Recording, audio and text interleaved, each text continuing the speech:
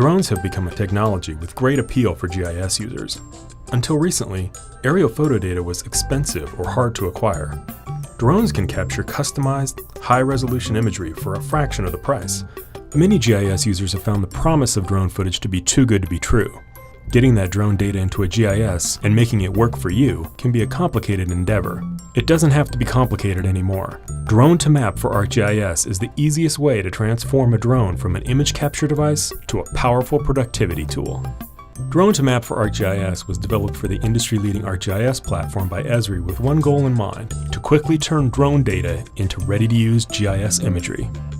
Drone to Map for ArcGIS integrates the entire workflow, from post-flight to the final imagery product. No more third-party applications for image processing, analysis, and sharing. Instead of going into the field multiple times, get it in one pass by checking your drone data before you return to the office.